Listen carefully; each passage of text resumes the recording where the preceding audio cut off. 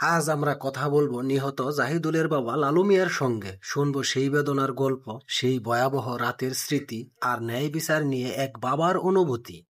আচ্ছা লালু কাকা, আদালতে দেয়া রায়, ফাঁসির আদেশ ও অর্থদণ্ড, এ নিয়ে আপনার মত কি? আলহামদুলিল্লাহ, আমি খুশি।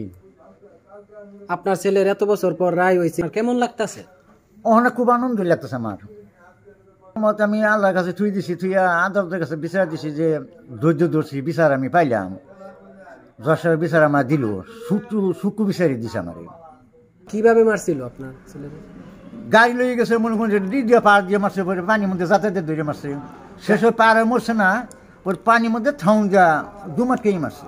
তখন মনে করুন যে আমি তো সারা রাত ঘুরছি ফিরছি, পরে যখন পাইলাম, খবর পাইলাম যে গাঙ্গ আছে, তখন তো আমি দুনিয়াতে নাই, আমি অজ্ঞান।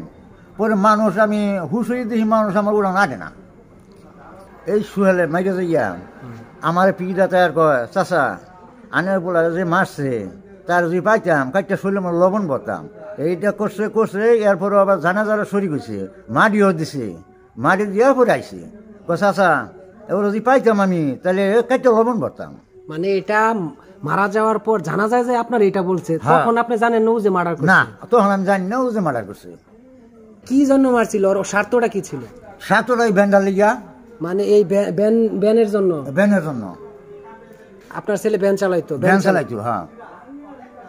আচ্ছা, আপনার ছেলে তো প্রায় 10 বছর হলো যে সে দুনিয়া থেকে চলে গেছে। একটা কয়জন মানুষ কিভাবে চলতেছে সংসারটা একটু বলবেন? খুব কষ্টে চলতেছে, মানুষ হইলাম 7 জন। আপনি কি ইনকামের সোর্স কামাই করেন আপনি? আমি এলাকায় আর কোনো আমার খাটুয়া নাই, খুব কষ্টে দিন যেতেছে আমার। আপনার কি এই ভ্যান চালানোর পেশা না অন্য কোনো পেশা আছে? আমার এই ভ্যান চালানি পেশা, আর কোনো পেশা নাই, ভ্যানের উপরে নির্ভর। আপনি ল্যাংড়া বাজারবাসী বা সারা সমগ্র বাংলাদেশ মানুষের উদ্দেশ্যে কি বলতে চান? আপনার ছেলে যেভাবে নৃশংসভাবে হত্যা করলো, সোহেল রানা এখন ফাঁসি দিয়েছে, আপনার আসলে শেষ মেসেজটা কি মানুষের? শেষ ম্যাচ হইলে আমার আল্লাহ মানুষ যে আমার না যে বুক করে মানুষ খালি না হয়, আজ খালি যে না করি, তার নারায়ণ বেদনা আমি বুঝতেছি কিরকম। আচ্ছা জায়গা তাহলে, হ্যাঁ, ভালো থাকবেন।